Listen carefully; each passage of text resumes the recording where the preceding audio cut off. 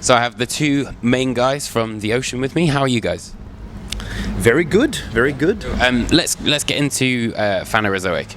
So what was it as an idea that attracted you to kind of have this idea of representing the world, like, you know, the geologic eon? Well, that idea is old. That started with Precambrian. So Phanerozoic is just a revisiting of an old idea, basically, connecting where Precambrian left off.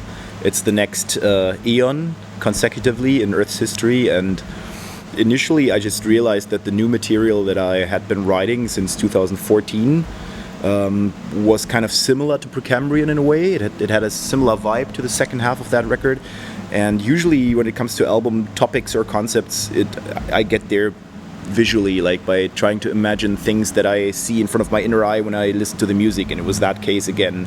All this volcanic imagery came up again, and these prehistoric landscapes and stuff, and so and then it made sense because Precambrian was an important record for us. A lot of people still really love that record, and there was this void, this gap, both musically and conceptually, between Precambrian and then heliocentric, which I wanted to fill and bridge somehow with another record. And so that's how it all came together, and how we ended up going back to this old idea rather than starting something new. Okay. So was it always going to be a double album from the word go, or?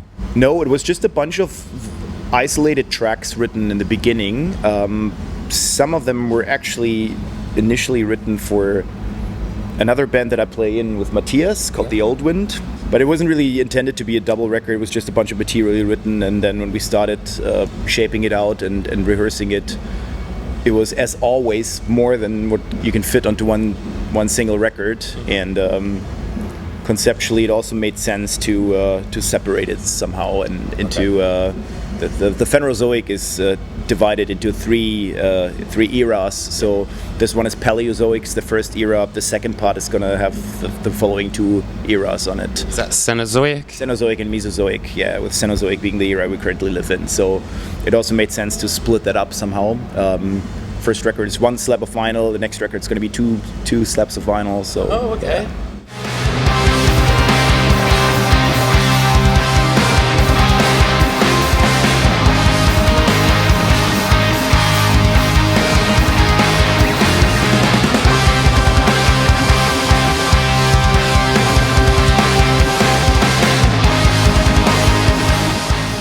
Have you got material already written for the next record, or you just need to record it? Or? Oh yeah, even more than that. It's almost done. Yeah. Actually. Oh, really? Yeah. Wow. And we recorded drums for both records together in Iceland at the beginning of the year, and then we focused on finishing the first part. And now sometime over the coming months we're going to go back and record bass, which still needs to be done, and vocals. Okay. Apart from that, it's written and recorded pretty much. So yeah. Obviously, concepts have always been like a massive part of the Ocean. What is it that draws you to these really big, like some of the biggest concepts I think I've ever seen? I don't know, man. I've always liked concept records, and when I write lyrics, I need to have like a thread, like a red thread, to guide me when you're writing lyrics and reading at the same time, and then it's really like it becomes a project, you know, that you immerse yourself in, and it's the only way I can produce anything meaningful with regards to lyrics. If it's isolated tracks, it always just sounds like bad poems at the end. So I need that backbone somehow. So what was it that, you know, specifically attracted you to the idea of, you know, representing the idea of eternal recurrence and, you know, like death and being reborn?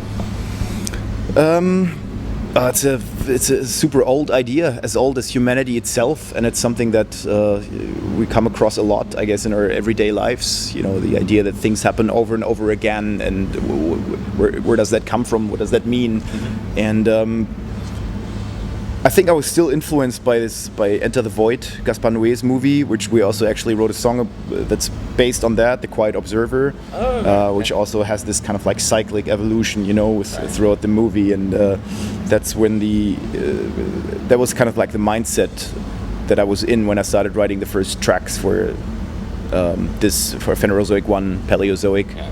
And I've always been an avid Nietzsche fan. He is a huge supporter of the idea. Like actually the first Occidental philosopher that kind of brought it back after the Christians got rid of it. So yeah, it's something that has always been there for me and that I've always been thinking about quite a lot. And it made sense also in combination. This is kind of like the meta level that is on top of the like geological level, but they're connected as well, because if you look at Earth's history and what happened during the Phanerozoic, you find also countless examples for eternal recurrence. You know, continents have drifted apart and collided and drifted apart again.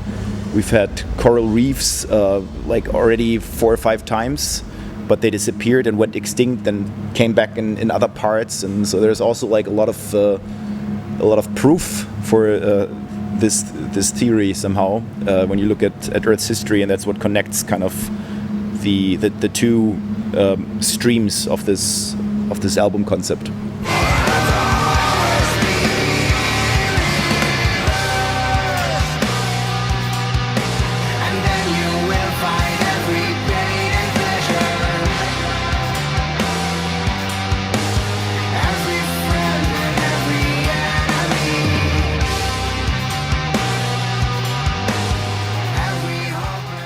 What would you say, for the two of you, what does Phanerozoic, Paleozoic represent to you? I mean, for me, it's of course this guy wrote it, but it's a very nice musical journey in the perspective of different layers of music, and it's a broad record But it's also very streamlined and very condensed. Somehow. That too. Like I agree with that. yeah, for me it's kind of like the essence of what we've been doing over the years. It has the heaviness of Precambrian and the vibe of Precambrian, but on the other hand it has a totally different layer to it through the vocals, for example, which you know, Loic wasn't a part of the band when we recorded Precambrian, so that gives it you neither,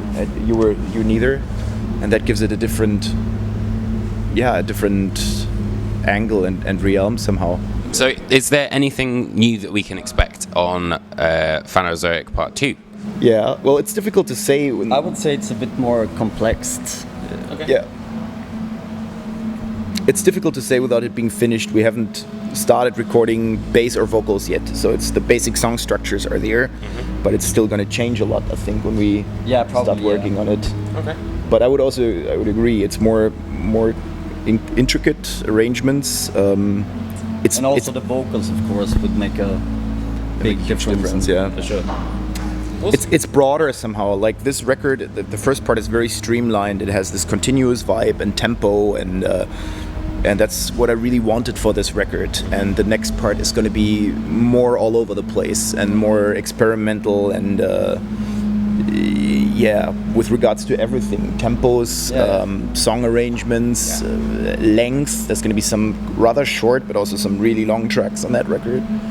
And stylistically overall, I think it's a lot broader than the first part. All right, well, thank you so much for having a chat. Thank you. Thank you very much, man. Good sir. Thank you.